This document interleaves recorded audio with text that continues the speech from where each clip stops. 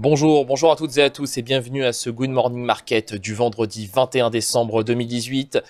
La séance du jour promet une fois de plus d'être tout à fait passionnante puisque celle-ci sera marquée par la séance des 4 sorcières, la réserve fédérale, le risque de paralysie budgétaire aux États-Unis, la salve de statistiques attendue ce jour.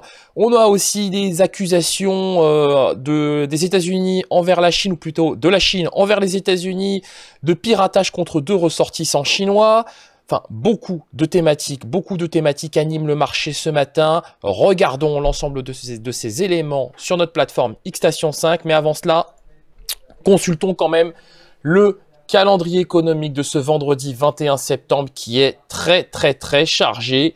Nous prendrons connaissance à 10h30 du PIB britannique au titre du 3e trimestre. S'en suivra à 14h30 le PIB du 3e trimestre. À 14h30 donc aux États-Unis, cette fois-ci pour les États-Unis, on aura aussi en parallèle, toujours à 14h30, l'indice PCE Core d'inflation. Je le rappelle, c'est un indicateur très surveillé par la Réserve fédérale. On aura aussi les commandes de biens durables, ça aussi c'est quand même un indicateur assez important. Donc commandes de biens durables aux États-Unis à 14h30 au titre du mois de novembre. Nous aurons aussi l'indice de confiance du consommateur tel que calculé par le Reuters et l'Université du Michigan, du Michigan, au titre du mois de décembre. Et la séance s'achèvera d'un point de vue statistique avec la publication de l'activité pétrolière selon Baker Hughes de la semaine, donc pour la semaine terminée au 21 décembre. Commençons cette analyse avec l'indice S&P 500 et regardez un peu cet indice S&P 500 qui ne cesse de perdre du terrain, qui a même fait un nouveau plus bas hier soir à 20h, 2442 points. On n'a pas vu ce niveau de l'année, tout comme d'ailleurs le niveau des 2480, hein. C'est un niveau le récent, le plus bas annuel jusqu'avant-hier, c'était le niveau des 2530 points, donc niveau qu'on a qui a complètement été pulvérisé par les baissiers, par les opérateurs baissiers. Qu'est-ce qui explique une telle baisse? Qu'est-ce qui peut bien expliquer une telle baisse?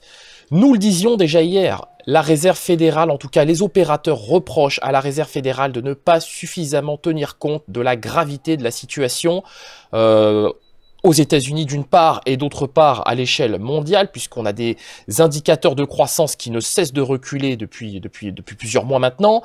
Vous avez un risque de paralysie budgétaire, de shutdown aux États-Unis. On le sait, entre Donald Trump et le camp démocrate, ça ne va pas du tout. Vous avez des relations sino-américaines, on l'a appris ce matin, qui se dégradent une nouvelle fois après les accusations de la Chine envers les États-Unis de piratage informatique contre 2 ressortissants chinois. Ajoutez à cela la séance des 4 sorcières et ça donne un indice S&P 500 qui retrouve le niveau des 2442. Alors évidemment, dans un tel contexte, il est très difficile de se porter acheteur et d'avoir une conviction acheteuse. Et ce, bien que les prix évoluent autour de plus bas annuels.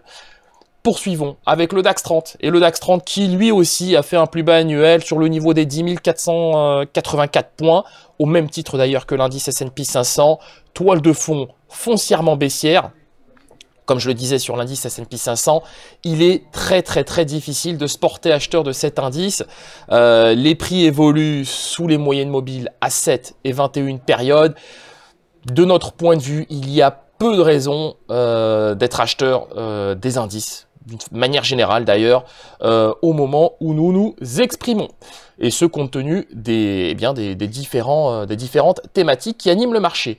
Enchaînons avec la paire euro-dollar, et la paire euro-dollar qui, elle, poursuivi son ascension en direction, en tout cas hier, du niveau des 1,1485. Ce qui est intéressant, c'est que l'euro, au même titre que l'or et au même titre que le Bund, fait office de valeur refuge. C'est quand même le cas de le dire. Nous le disions hier, nous avons un objectif à 1,15 $ pour 1 euro. On en prend le chemin, Alors, au moment où nous nous exprimons, on a un euro au dollar qui perd un peu de terrain sur le niveau des 1,1450, mais on vient de loin sur cette paire euro-dollar. Il y a quelques semaines de cela, les prix évoluaient sous le seuil des 1,13. Autrement dit, la paire euro-dollar a gagné deux figures, hein, donc on est passé de 1,12 à quasiment à plus d'un 14, donc même trois figures, j'ai envie de dire, quasiment un 15. Donc cette paire euro-dollar, de notre point de vue, est appelée à retrouver à court terme le niveau des 1,1485, voire même le niveau des 1,15. Nous ne changeons pas notre fusil d'épaule. Un petit point quand même sur le pétrole hein, qui se stabilise autour des 46,16 $ le baril. Alors, il y a des risques de baisse. Les risques de baisse sont patents. On a assisté à un plus bas sur le niveau des 45,7. Nous ne pouvons pas exclure un retour sur ce niveau de prix à court terme. Terminons avec Airbus. Airbus qui perd beaucoup de terrain, hein, et ce depuis plusieurs mois. Nous avons Airbus ici représenté en unité de temps journalière. Airbus évolue à l'intérieur d'un canal baissier, donc à l'image de beaucoup de titres de la cote européenne.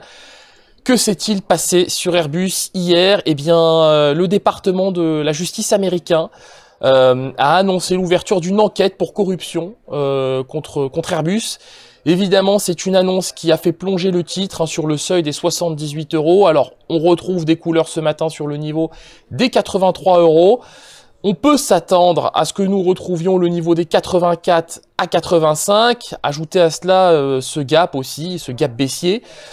Maintenant, Airbus, bien que techniquement le titre soit quand même assez intéressant, nous pensons que ce titre pourrait être rattrapé par la toile de fond générale, sur laquelle je ne reviendrai pas puisque je l'ai déjà évoqué en introduction et lorsque j'ai parlé de cet indice S&P 500. Merci d'avoir suivi ce Good Morning Market. Nous le disions, la séance promet ce jour d'être tout à fait passionnante. Nous vous souhaitons une excellente séance de trading, une excellente journée. N'hésitez pas à partager et à liker cette vidéo. Au revoir.